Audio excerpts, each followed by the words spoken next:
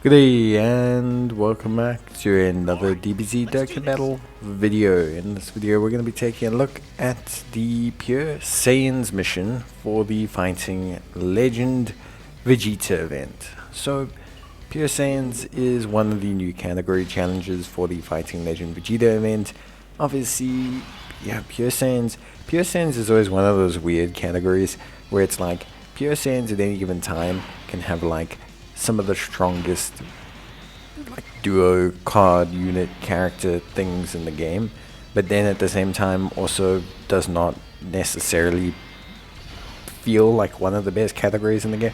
It's very weird. A lot of it's down to lead. So they usually, like, Pure Saiyans leads are pretty limited. Right now the best one probably being God Goku. But yeah, they make Pure Saiyans leads somewhat limited. And then also what they tend to do is they tend to really tie a lot of the Pure Saiyans leads down to other team factors. So making sure you have this kind of unit, making sure you have this kind of unit, So it is quite difficult, I want to say. Not difficult, but it is one of those categories that always feels in a bit of limbo. At least that's how I feel. Now, in terms of this team build, obviously we've gone for a fully free-to-play team build, which, is, I guess, interesting. Obviously you don't have to, but you can. I would say this team's doable / an okay run.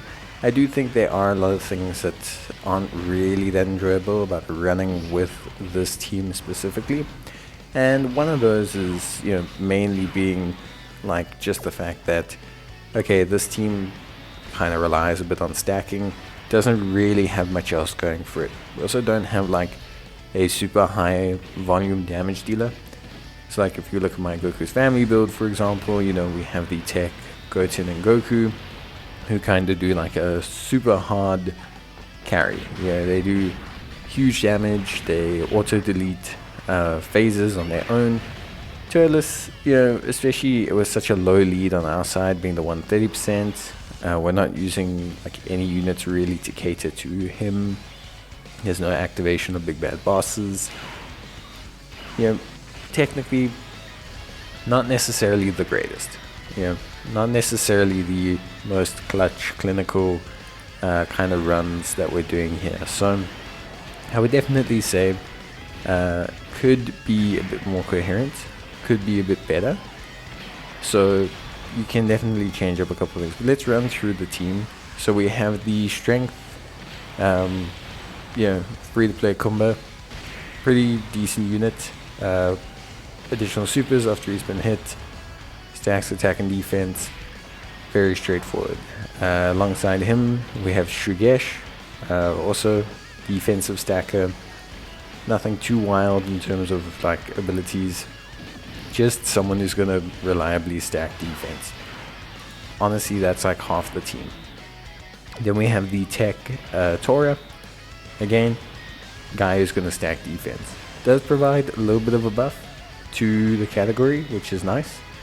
And also provide some healing. So there is that kind of factor. You'll notice a lot of the times that I'm placing him in the first slot, that's to ensure that he gets stacks, because Turles does have the potential to pop off and do a lot of damage or end the phase. So even though we're eating some damage early on, it is more important to get Tora some stacks, because you do have that end phase near the end of the event. That is a bit of a problem. Like, it's not, when I say a bit of a problem, it is, it is quite relatively challenging. So you do kind of want to keep your eyes out on that. Make sure that you're obviously preparing for that in advance. Then we obviously have the physical Turles. Obviously heals off of his super attack, a really solid unit overall. Has a really good kind of foundational like passive, stacks attack and defense quite quickly, and then stops obviously at a certain point. Just a solid unit, nothing too crazy. His active skill comes in handy, allows him to do some more damage. His healing comes in handy, allows us to kind of you know, continue to be relatively solid and in control. And it just allows us to top up. Between him and Tora, we can top up our health relatively consistently, which does help out a little bit. So it is definitely something I would say is more helpful than not, but it isn't something that's, you know, absolutely 100% mandatory as well. You can use whichever lead. If you want to use God Goku or another Pure Saiyans lead, you're more than welcome to. I just wanted to use Turles because, you know, right now we're kind of dealing with Turles, so just kind of felt like the right unit to use. But yeah, and then finally we have Prime Battle into Vegeta.